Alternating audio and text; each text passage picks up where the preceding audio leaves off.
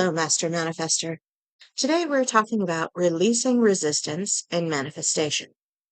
So, resistance is the mismatch between expectation versus reality. For example, you imagine having a diamond ring, and you imagine expecting to enjoy having that diamond ring on your finger. You look down at your hand and you don't see a diamond ring in reality. So your brain logs this as a mismatch between what is desired and what has been, in existence, right? What is in existence. So it drops your dopamine levels and logs it as a sort of lack of success, right? So the problem is forcing and fixating and fighting and trying to make something happen in the 3D is a biological trap. All you're going to do is trigger your survival systems, and it's like a hamster wheel. You never get off of it, and the experience that you're trying to get, you never really get to it in a stable way. You might hit it once or twice, like you're getting job promotions, right? You're working your ass off and you're just doing it and doing it and doing it and going and going and going and not resting enough, but you're making progress seemingly in the 3D, right? But you never really get to that experience of, oh, wow, that feels amazing to have this thing. Oh, this feels so good to just be and to have this thing. Because once you get to that next promotion, you raise the bar to, oh, this felt good for 5 seconds. But then you start thinking, well, what's the next thing in my story, right? So your system wants to constantly regulate itself. It wants to maintain homeostasis in all ways. It wants to be stable and predictable.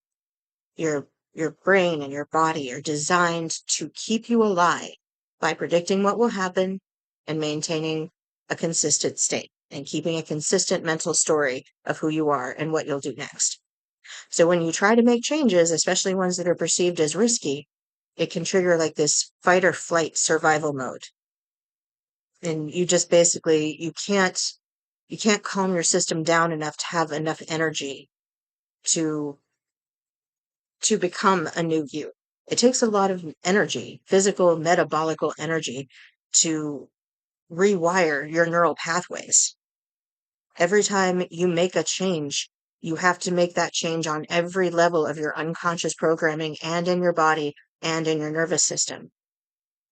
So this is where radical acceptance really comes in, because allostasis versus homeostasis is how the body maintains that stability during major changes. So when you're making big identity shifts and you're changing the program, it's very energy expensive.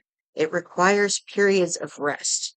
If you weren't already very, very aligned to whatever that thing was, which some things we feel like are easy to manifest and other things we feel like are difficult, the difference is how much you have of that in your current identity predictive processing program, right? How much of that thing are you already aligned with within your system as a whole? So lots and lots of parts of your system. So acceptance, getting into that state of recognizing and allowing, reduces that allostatic load. It reduces those feelings of intense resistance and I must have. And perfecting the pause is the key to really learning how to redirect your attention when those uncomfortable thoughts and emotions come up and you feel like you have to take action because your whole system is activated and you start to tunnel vision in on that thing. Like there's nothing else in the world but that thing that you don't have. And it's like the be all or end all of your existence, right? But if you actually had it, it would become mundane. It will become just part of your day.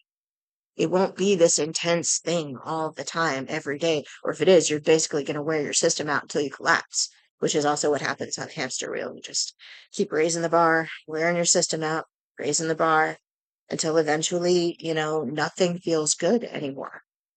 And you're not even able to have enough energy to take on a new identity.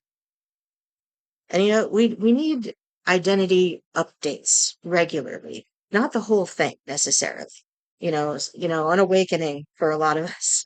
Identity completely restructured itself, and it was this really epic thing, but on a regular basis, there should always be that predictive processing maintenance. Am I checking in for what my beliefs are? Am I checking in on my values? Am I checking into what I'm paying attention to? So that when these feelings of desperation come in, I can redirect and say, no, I have this here and this here and this here, and I have more and more and more, right? And when you get into that state of relaxing and realizing, okay, life is not going to end right this sec if I don't have this thing right now in 3D. It's don't start thinking that it is the only thing that can ever make you feel the experience, the emotional, physical, mental experience that you really want out of that thing. And always keep in mind that, these these desires are like words. They shrink things down into an idea, a concept, not the actual thing itself. And it can be very, unsatisfactory. It can be very like underwhelming to receive your manifestation. And it's like, ha, this is exactly what I ordered, but it's flavorless, you know? And that happens a lot, when you manifest a lot. It's just one of those things you start to recognize, oh, this is an old identity that doesn't really match what I want now, or what makes sense in my story, really. Because wanting and having are two different things, aren't they? But I hope this has helped you to understand a little bit more about what is happening biologically and psychologically when you feel resistance. And, some of the things that you can recognize and do to redirect that flow of energy into, more productive things for the manifestation that you want. Because honestly, taking your eyes off of it's like the watch pot that never boils. You're just too fixated on, the boiling. Just walk away and then come back and be surprised by the boil. You don't even have to look at it. It'll just come show up right in your face and it'll be like, hey, I'm done. You'll start hearing the whistling of the kettle, right? Thank you for listening. Please like, subscribe, and sign up for the Method Muse newsletter in the description below.